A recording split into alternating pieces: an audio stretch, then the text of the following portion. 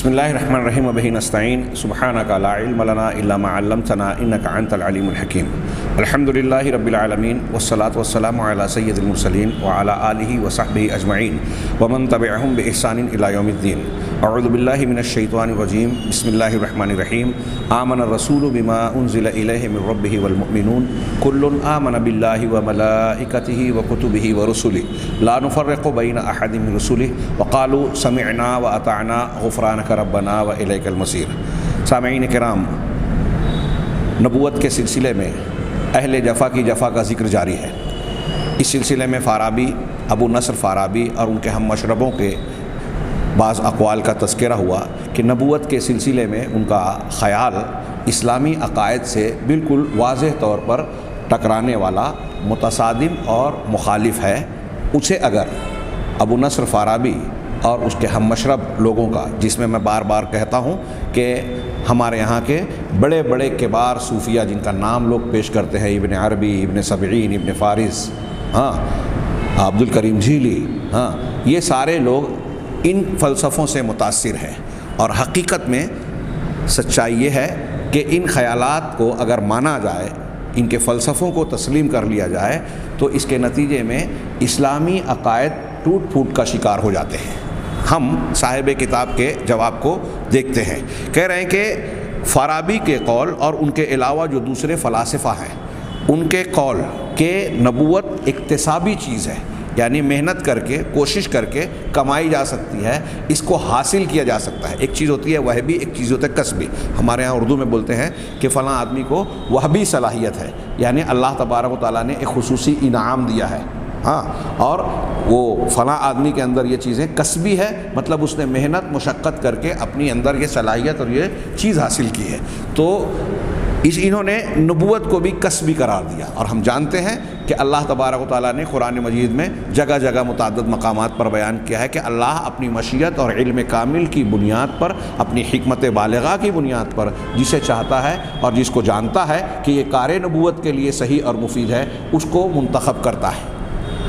بہرحال فارابی اور اس کے ہم مشرب، ان کے علاوہ دوسرے فلاسفہ کا یہ قول کہ نبوت اکتسابی، کسبی، حاصل، محنت و مشقت کے ذریعے حاصل کی جانے والی چیز ہے، اس قول کو باطل قرار دینے والی چیز، ان کا یہ کہنا کہ یہ اکتسابی ہے اور یہ قوت تخیل پر مشتمل ہے، منحصر ہے۔ اس کا اعتماد، نبوت کا اعتماد اور سہارا قوت تخیل ہے، خیالی قوت، تصوراتی قوت، جس کو کہ انسان مجاہدات اور ریاضات اور اس جیسی کچھ دوسری کوششوں کے ذریعے سے حاصل کر سکتا ہے۔ یعنی آپ نے محنت، مشقت، غور و فکر، فلسفہ اور منطق کی تعلیم، عقلیت کی تعلیم اگر حاصل کر کے اپنی قوت متخیلہ کو مضبوط کر لیا، تو اکتسابی طور پر آپ نبوت حاصل کر سکتے ہیں۔ یہ فارابی اور ان کے ہم مشرب فلاسفہ کا قول ہے، اور میں اس میں آگے اضافہ کروں کہ بہت سارے صوفیہ کا بھی۔ تو کہا کہ اس بات کو باطل قرار دینے والی جو چیز ہے بہت کھلے طور پر، وہ واقع الانبیاء و حیاتہم، انبیاء کرام علیہم الصلاۃ والسلام کے جو واقعات، حقائق ہمارے سامنے قرآن و حدیث کے ذریعے سے موجود ہیں، وہ اور انبیاء کرام علیہم الصلاۃ والسلام کی زندگیاں، جن کے مختلف پہلو ہمیں صحیح روایات اور قرآن کی آیات سے معلوم ہیں، یہ خود فارابی اور ان کے ہم مشرب لوگوں کے اس خیال کو باطل قرار دیتے ہیں۔ اب کہہ رہے ہیں فعلی سبیل المثال نبی اللہ عیسیٰ علیہ السلام جعلہ اللہ نبیا وہو ما زال فی المہد صبیا۔ کہہ رہے ہیں کہ مثال کے طور پر اللہ کے نبی حضرت عیسیٰ علیہ السلام کا معاملہ دیکھیے۔ اللہ تبارک و تعالیٰ نے انہیں نبی بنا دیا، ان کی نبوت کا اعلان کر دیا۔ یہ میں جو دوسرا جملہ کہہ رہا ہوں اچھی طرح ذہن نشین رکھیے، نبی بنا دیا، یہ بات صحیح ہے، لیکن اگر کوئی یہ اعتراض کرے کہ آگے جو قرآن کی آیت نقل کر رہے ہیں کہ انہوں نے زبان سے کہا، یعنی آگے ہونے والے ہیں، اس کو بچپن میں کہہ دیا تھا، اگر یہ بھی کہہ رہے ہیں تب بھی بچپن میں آپ کا کہنا اس بات کی دلیل ہے کہ اللہ تعالیٰ کا فیصلہ ہے، اور اللہ تعالیٰ نے ان کو منتخب کیا ہے۔ قوت متخیلہ اور عقل فعال کا حلول ہوگا، خیالی قوت مضبوط ہوگی، تب نبوت کا درجہ حاصل ہوگا۔ اس میں یہ بات تو آئی ہی نہیں نا، اسے یہ پتہ ہے کہ اللہ تبارک و تعالیٰ نے طے کر رکھا ہے کہ یہ نبی ہوں گے، اور حقیقت تو یہ ہے کہ جب حضرت عیسیٰ نے کہا کہ میں اللہ کا نبی ہوں تو نبی ہو گئے۔ آگے کہہ رہے ہیں کہ حضرت عیسیٰ علیہ السلام کو اللہ تبارک و تعالیٰ نے نبی بنا دیا جب کہ وہ ابھی گود میں مہد میں بچپن کی حالت میں ہے، سبھی ہیں۔ اب ایک بچہ اور گود میں رہنے والا انسان، ان عقلیت پسندوں کے نزدیک کوئی سوال کرے، ابو نصر فارابی، ابن ابی سینا اور ان لوگوں سے کوئی پوچھتا، اور آج اگر ان کے ہم خیال لوگ زندہ ہیں کہ بتائیے کہ ایک بچہ عقل فعال اپنے اندر لا سکتا ہے کیا؟ فلسفہ اور منطق کی صلاحیت اس کے اندر اپنے اندر اکتسابی طور پر پیدا کر سکتا ہے؟ قرآن نے کہا اس ضمن میں، قال تعالی فی شانہ، حضرت عیسیٰ علیہ السلام کی شان میں اللہ تعالیٰ نے ارشاد فرمایا، فأتت بہ قومہا تحملہ۔ حضرت مریم علیہ السلام کا تذکرہ ہے سورہ مریم میں کہ جب حضرت عیسیٰ کی ولادت ہو گئی معجزاتی طور پر ایک درخت کے نیچے، وہ تفصیل پیچھے ہے، تو جب یہ اپنے اس کو یعنی عیسیٰ علیہ السلام کو لے کر حضرت مریم علیہ السلام اپنی قوم کے پاس انہیں اٹھا کر لے کر آئیں، قالوا یا مریم لقد جئت شیئا فریا، تو انہوں نے حضرت مریم کو خطاب کر کے کہا، ارے اے مریم تم نے تو بڑی بری حرکت کی ہے، شیئا فریا، بڑی غلط حرکت کی ہے، بڑا برا کام کیا ہے۔ یا اخت ہارون ما کان ابوک امرأ سوء وما کانت امک بغیہ، اے ہارون کی بہن تمہارے باپ جو ہیں وہ کوئی برے آدمی نہیں تھے، اور نہ ہی تمہاری والدہ بدکار تھی، پھر تم نے یہ کیا کر لیا؟ فاشارت الیہ، جب انہوں نے یہ سوال اعتراض کی شکل میں کیا حضرت مریم علیہ السلام سے کہ ابھی آپ کا شوہر نہیں ہے، شادی نہیں ہوئی، تو یہ بچہ کیسے ولادت پا گیا؟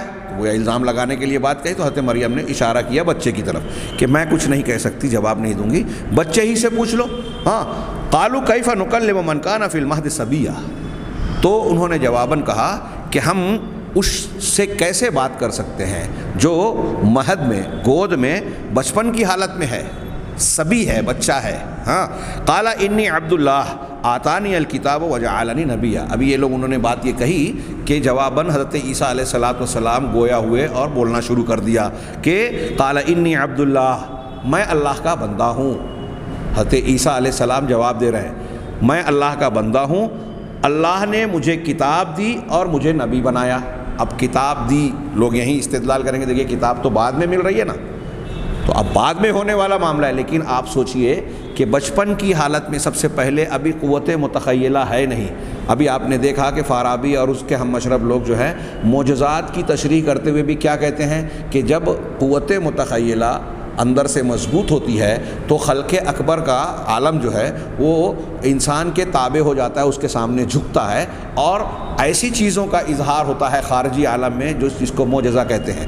ابھی حضرت عیسیٰ علیہ السلام بچے ہیں، گود میں ہیں، اور اس وقت یہ کلام کر رہے ہیں، تو کیا حضرت عیسیٰ علیہ السلام کی قوت متخیلہ، فلسفہ اور منطق کی صلاحیت، عقل فعال، یہ اسی پیریڈ میں بچپن کی حالت میں اس مقام کو پہنچ گئی تھی جہاں ارسطو افلاطون کی تھی، جہاں فارابی اور ابن سینا کی تھی؟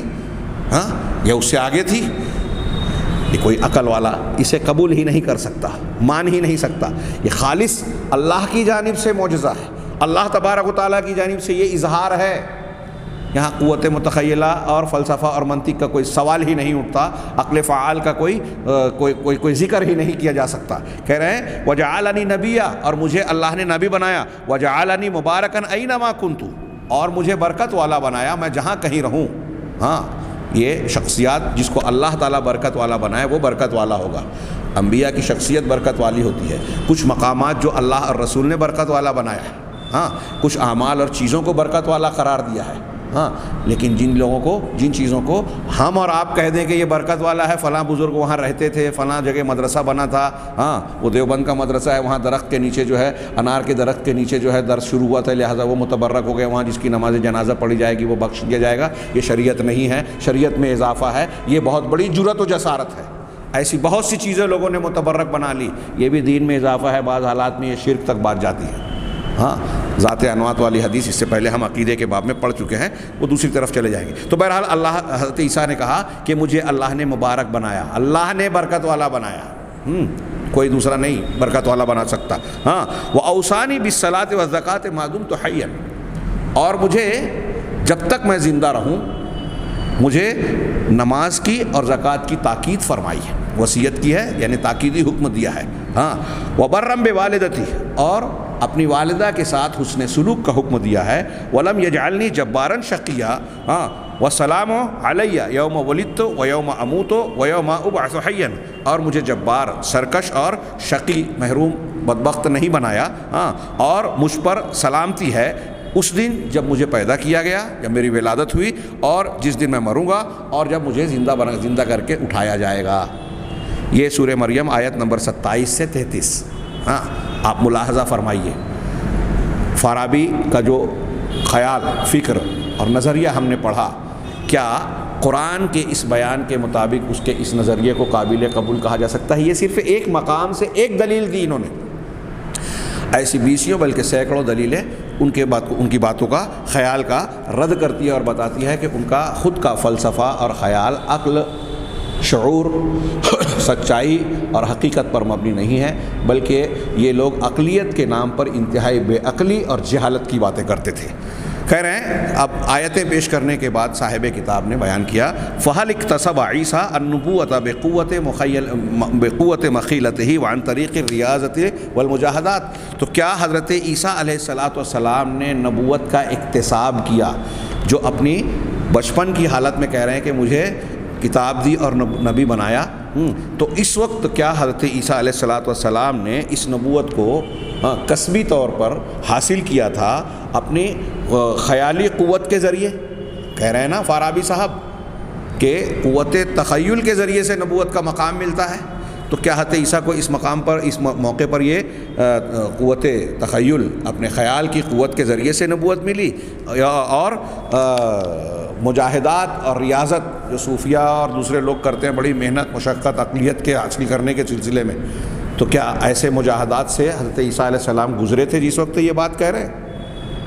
ہاں وغیر ذالک من قصص الانبیاء وسیرہم، یہ ایک مثال دی، اس کے علاوہ کہہ رہے ہیں اور بھی انبیاء کرام علیہم السلام کے واقعات، قصے اور ان کی سیرت کی تفصیلات ہیں جو اس بکواس خیال کو جو ابو نصر فارابی وغیرہ نے پیش کیا ہے اس کو رد کرتی ہیں، باطل قرار دیتی ہیں۔ کہہ رہے ہیں فالنبوۃ استفاء من اللہ تعالی، یہ قرآن حدیث سے ثابت شدہ ایک حقیقت ہے جو اسے ایک چھوٹے سے جملے میں انہوں نے کہی کہ نبوت اللہ تعالیٰ کی جانب سے انتخاب، استفاء ہے۔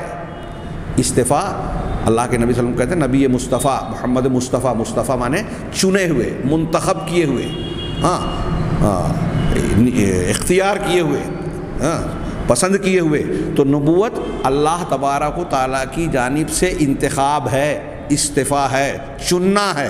قال جل شانہ، جس کی شان عظیم ہے، جلیل القدر ہے، اس کا فرمان ہے، اللہ تعالیٰ کا ارشاد ہے قرآن میں، اللہ یستفی من الملائکۃ رسلا ومن الناس، اللہ تبارک و تعالیٰ فرشتوں میں سے رسولوں کو، پیغمبروں اور نمائندوں کو چنتا ہے۔ استفا یستفی، استفا یستفی استفاء، یعنی اللہ چنتا ہے، یہ لوگوں کی اپنی محنت مشقت اور کسب کمائی کا نتیجہ نہیں ہے۔ رسول بنانا اللہ تبارک و تعالیٰ کا انتخاب ہے۔ تو کہا یہ قرآن کہہ رہا ہے سورہ حج کی آیت نمبر 75 میں، اللہ یستفی من الملائکۃ رسلا، اللہ تبارک و تعالیٰ فرشتوں میں سے رسولوں کو، پیغمبروں کو منتخب کرتا ہے، چنتا ہے۔ ومن الناس، اور انسان لوگوں میں سے بھی، یعنی انسانوں میں سے بھی۔ اب فرشتوں میں سے حضرت جبرائیل علیہ السلام کو منتخب فرمایا، اور جہاں اللہ کی مشیت اور فیصلہ جیسا ہوا بعض دوسرے فرشتوں کو کچھ کاموں کے لیے منتخب فرمایا، ہاں۔ اور انسانوں میں سے انبیاء کرام علیہم السلام کے جو تذکرے ہیں قرآن و حدیث میں، اور آخری نبی جناب محمد رسول اللہ صلی اللہ علیہ وسلم، اور کچھ سچے رسول ہیں جن کا قصہ بیان نہیں کیا گیا، تو اللہ تعالیٰ نے ان کا انتخاب کیا ہے۔ اللہ کہہ رہا ہے کہ فرشتوں میں سے اور انسانوں میں سے اللہ منتخب کرتا ہے، لوگ نہیں اپنے آپ کو اس کا اہل بناتے ہیں، یہ اللہ کا انتخاب ہے، چننا ہے۔ ان اللہ سمیع بصیر، اللہ سننے والا، ہاں، ساری آوازوں اور باتوں کو سننے والا ہے، اور بصیر ہے، دیکھتا بھالتا ہے، تو سنتا ہے، دیکھتا ہے، ہاں، اس کی صلاحیت اور اس کے کمالات اور خوبیاں کامل ہیں، اسی بنیاد پر وہ یہ انتخاب بھی کرتا ہے اور جانتا ہے کون کس کے لائق ہے. ہاں فَهَلْ قَرَأَ هَؤُلَاءِ الَّذِينَ يَزْعُمُونَ أَنَّهُمْ عُقَلَاءُ وَحُكَمَاءُ كِتَابَ اللَّهِ وَأَقَلُوا مَا فِيهِ. تو سوال کیا ان آیتوں اور دو دلیلوں کو پیش کرنے کے بعد کہ کیا یہ لوگ جو یہ سمجھتے ہیں کہ وہ عقلاء ہیں، حکماء ہیں، ان لوگوں نے اللہ کی کتاب کو پڑھا ہے اور اس میں جو موجود ہے مضامین اس کو سمجھا ہے؟ فلسفہ اور منطق کی تو گتھیاں سلجھا رہے ہیں اور اس کی بنیاد پر ایسا فخر کر رہے ہیں کہ فلسفہ اور منطق کی بنیاد پر ایک انسان کے اندر جو عقلی صلاحیت آتی ہے وہ دوسروں کے اندر نہیں ہوتی، اور عقلی صلاحیت جیسے جیسے پختہ ہوتی ہے وہ نبوت کے رتبے تک. اتنی عقل والے، اتنے شعور والے ہو گئے، دعویٰ یہ ہے. اور سامنے جو اللہ کی کتاب موجود ہے، کیا انہوں نے پڑھا اور سمجھا؟ اللہ کی کتاب پڑھا ہی نہیں، پڑھا ہوگا تو سمجھا ہی نہیں. اگر اللہ کی کتاب پڑھے ہوتے، سمجھے ہوتے تو ایسی بکواس باتیں، غلط فلسفے پیش نہ کرتے، اس پر عقیدہ اور ایمان کی بنیاد کھڑی نہ کرتے. کتنی بڑی بات ہے. کہا کہ کیا انہوں نے جو اپنے آپ کو حکماء عقلاء کہتے ہیں، ایک طرف حکیم ہیں یعنی عقل والے، شعور والے، فلسفہ اور منطق والے، عقل فعال کے حامل، اور دوسری طرف حال یہ ہے کہ قرآن کی باتوں کو، ثابت شدہ عقائد کو سمجھا ہی نہیں. تو عقل کہاں ہے؟ علم کہاں ہے؟ حکمت کہاں ہے؟ یہ جو کچھ انہوں نے اختیار کیا ہے وہ علم کے خلاف ہے، جہالت ہے، حکمت کے خلاف ہے، حماقت ہے، فلسفے کے خلاف ہے، گمراہی ہے. کہا وقد تأثر جماعت من الفلاسفة المنتسبین الى الاسلام بنظریۃ الفارابی السابقہ للنبوہ. کہہ رہے ہیں کہ اسلام کی طرف نسبت رکھنے والے بہت سارے فلاسفہ فارابی کے نظریے سے، جو کہ پیچھے نبوت کے سلسلے میں جو ابھی ہم نے بیان کیا کہ فارابی کا یہ نظریہ ہے، اس فکر اور نظریے سے اسلام کی طرف نسبت رکھنے والے بہت سارے فلاسفہ متاثر ہوئے. انہی میں سے ابن سینا ہے. ابن سینا کا تذکرہ گزشتہ دروس میں ہو چکا، پھر بھی یہاں انہوں نے حاشیے میں مختصر سا تعارف کیا. تعارف اس لیے ضروری ہے کہ آپ جان لیں کہ ایک انسان کا بیک گراؤنڈ کیا ہے، اور اگر ہم انہیں اپنے عقیدے اور منہج میں جو ہے پیشوا مان رہے ہیں تو ان کے ماحول کا تابع اپنے آپ کو بنا رہے ہیں. ان کی فکر اور خیال قرآن و حدیث سے زیادہ اپنے ارد گرد کے ماحول اور اپنی یونانی اور دوسری فکر کی تعلیمات کے زیر اثر رہی ہیں، اور اسی غیر اسلامی افکار کی بنیاد پر انہوں نے اپنے اسلام کی بنیاد کھڑی کر دی، عمارت کھڑی کر دی. چنانچہ یہ ابن سینا کا تعارف تھوڑا سا جان لیں کہ حسین بن عبداللہ ابن سینا البلخی ثم البخاری، صاحب التصانیف، کہہ رہے ہیں کہ یہ اب حسین بن عبداللہ ابن سینا بلخی ہے، پھر اس کے بعد بخاری ہے. یہ متعدد تصنیفات اس کی ہیں طب میں، فلسفہ اور منطق میں. طب اور فلسفہ اور منطق کے بارے میں اس کی متعدد تصنیفات ہیں. اس کے باب جو ہیں، ابن سینا کے والد جو ہیں وہ اسماعیلیت کے دعات میں سے تھے. اسماعیلیہ یہ باطنی فرقوں کا سمجھ لیجئے کہ ایک فیڈریشن ہے، اس سے بہت ساری شاخیں نکلی ہیں. یہ باطنیہ، کرامتہ وغیرہ سب اسی کی شاخیں ہیں. تو یہ اسلام کے نام پر اسلام کے مخالف ایک جماعت اور تحریک کا حصہ اسماعیلیت ہے. تو یہ اسماعیلیت کے داعیوں میں سے ان کے والد تھے. لہو کتاب الشفاء و اشیاء لا تحتمل، کہہ رہے ہیں کہ ان کے لیے اس کی کتاب الشفاء اور کچھ چیزیں ہیں جس کی گنجائش نہیں. وقد کفرہ اللہ، لیکن ابن سینا کے خیالات، افکار کے نتیجے میں امام غزالی نے پھر المنقذ من الضلال اپنی کتاب میں انہوں نے اس کو کافر قرار دیا. امام غزالی نے ابن سینا کو کافر قرار دیا، لیکن ابن خلکان کہتے ہیں کہ یہ اپنی موت سے پہلے تائب ہو گیا تھا، اس نے توبہ کر لی تھی. ورد المظالم، اور جو ظلم زیادتیاں کی تھی اس کا تصفیہ کر لیا تھا. وآتق ممالکہ، اور اپنے غلاموں کو اس نے آزاد کر دیا تھا. اور پھر ایسا ہو گیا کہ ہر روز 3 مرتبہ، ہر 3 دن میں قرآن کو پورا پڑھتا تھا، ختم کرتا تھا. اس کی وفات 428 میں ہوئی. یہ سیر اعلام النبلاء اور وفیات العیان، علامہ ذہبی کی اور علامہ شیخ ابن خلکان کی کتابوں کو دیکھا جا سکتا ہے. یہ ابن خلکان کا کہنا ہے کہ وہ تائب ہو گئے.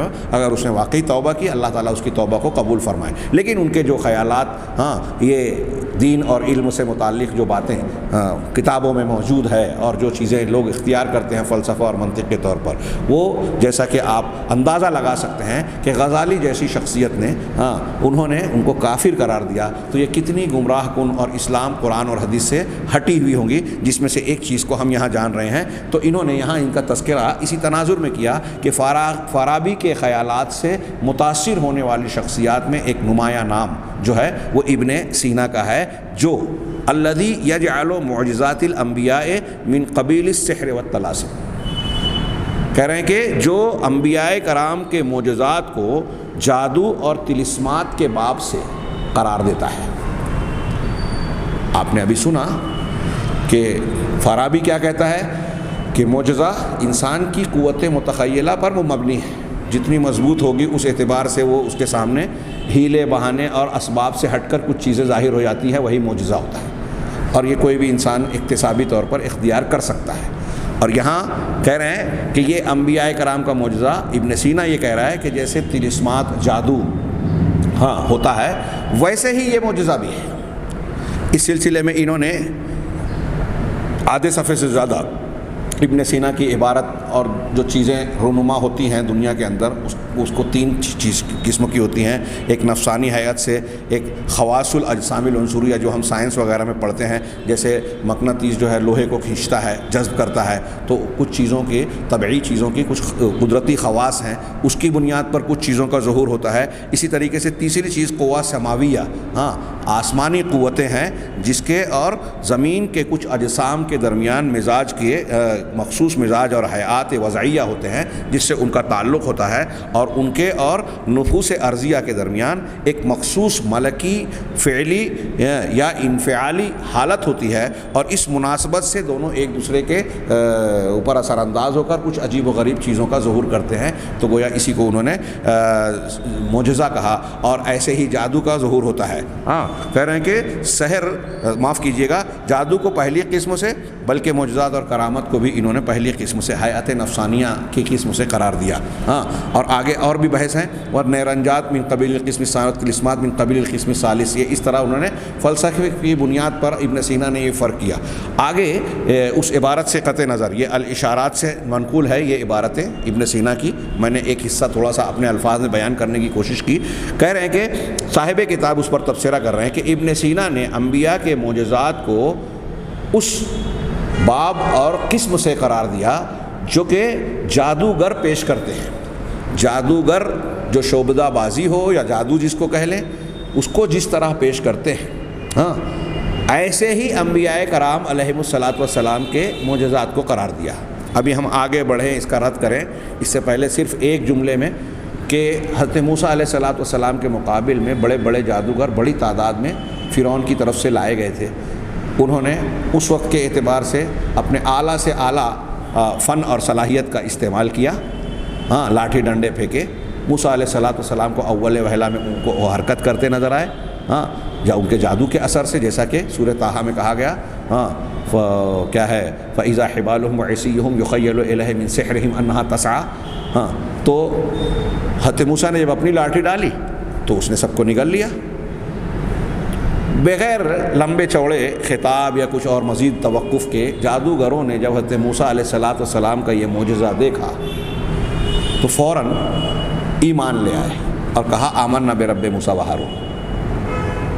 غور فرمائیے کہ ہم رب موسیٰ اور رب ہارون، موسیٰ اور ہارون کے رب پر ایمان لے آئے۔ غور کیجئے کہ اگر ابن سینا کی یہ بات صحیح مانی جائے، اگر موسیٰ علیہ الصلاۃ والسلام کے مقابل کے جادوگر بھی یہی مانتے جو ابن سینا کہہ رہا ہے، تو کیا وہ ایمان لاتے؟ وہ کہتے کہ جس طرح ہم لوگ جادو پیش کر رہے ہیں، موسیٰ علیہ الصلاۃ والسلام کے پاس بھی ایک فن ہے، وہ بھی پیش کر رہے ہیں۔ جادوگروں کا ماننا ہی یہ تھا کہ ہماری پیش کی ہوئی چیز جادو ہے۔ اب یہاں ایک الگ بحث مت نہ چھیڑے، کچھ لوگ کہتے ہیں کہ جادو ہے ہی نہیں، معتزلہ انکار کرتے ہیں، تو جادو اگر ہوتا ہی نہیں تو یہ اس کا تذکرہ نہیں ہوتا۔ اللہ تعالیٰ قرآن میں گرہ میں پھونکنے والیوں کے شر سے پناہ مانگنے کی تعلیم نہ دیتا، ہاروت ماروت کے قصے میں اس کا ذکر نہیں ہوتا، اس کی تاثیر نہ بیان کی جاتی، اس کے شر سے پناہ مانگنے کی دعا نہ سکھائی جاتی۔ تو اب کہتے ہیں کہ نہیں، جادو یہ ہے کہ جو حقیقت نہیں بدلتی بلکہ جو حقیقت ہوتی ہے اس سے الگ دکھتا ہے۔ تو علماء نے کہا کہ اگر آپ یہ بھی مانتے ہیں، علامہ ابن تیمیہ نے کہا کہ ٹھیک ہے، جو چیز ہے نہیں وہ نظر آئے، یہی جادو ہے، اسی کو ہم مان لیں جادو۔ تو جادو کی جو بھی حقیقت ہو، لیکن جادو ہے، قرآن حدیث نے جب اس کا ذکر کیا تو ہم اسے مانتے ہیں. ہاں اب یہ الگ بات ہے کہ بہت سارے لوگ جو جادو نہیں ہوتا اسے بھی جادو کہتے ہیں. خیر، تو حضرت موسیٰ علیہ السلام کی پیش کی ہوئی چیز کو اگر وہ جادو کے قبیل سے مانتے تو جادوگر کبھی بھی ان پر ایمان نہیں لاتے. ان کا یہی تو ماننا تھا کہ موسیٰ علیہ السلام نے جو پیش کیا وہ کوئی انسان کر ہی نہیں سکتا. اور ابن سینا کہتے ہیں کہ وہ انسان کر سکتا ہے، عام آدمی کر سکتا ہے. اور ابن سینا کے نزدیک بھی نبوت اکتسابی ہوتی ہے، فارابی کے نظریے کی طرح. خیر، آگے کہہ رہے ہیں کہ کما انہ سوا، جیسا کہ ابن سینا نے معجزات، کرامات کو بھی برابر قرار دیا اور ان کو ایک ہی صف میں کھڑا کر دیا. انبیاء کرام، ہم لوگ معجزات اور کرامات کے جو الفاظ استعمال کرتے ہیں بات کی اصطلاح ہے. قرآن میں معجزات کے لیے آیات ہے، بینات ہے، برہان کا لفظ ہے. ہاں، اور یہ زیادہ بلیغ ہے شیخ الاسلام علامہ ابن تیمیہ وغیرہ کی صراحت کے مطابق. لیکن بعد میں یہ بتایا گیا کہ انبیاء کرام کے ہاتھوں پر جو ظہور ہوتا ہے اس کو ہم معجزہ کہتے ہیں، خرق عادت چیزیں، اور ان سے کم درجے کے دوسرے لوگوں کے لیے کرامات. بعض مرتبہ آپ پرانے علماء کی تحریروں میں یہ پائیں گے کہ انبیاء کرام کے معجزات کو بھی وہ کرامات کے لفظ سے تعبیر کرتے ہیں. اس میں کوئی اصطلاح کا کوئی مسئلہ نہیں ہے، یہ بات کا رکھا ہوا نام ہے. تو بہرحال یہ نبی کا پیش کردہ خرق عادت معاملہ اور غیر نبی کا، دونوں میں فرق تو ہے درجے کا اور کئی اعتبار سے، لیکن ابن سینا ان دونوں کو بھی ایک درجے میں رکھتا ہے.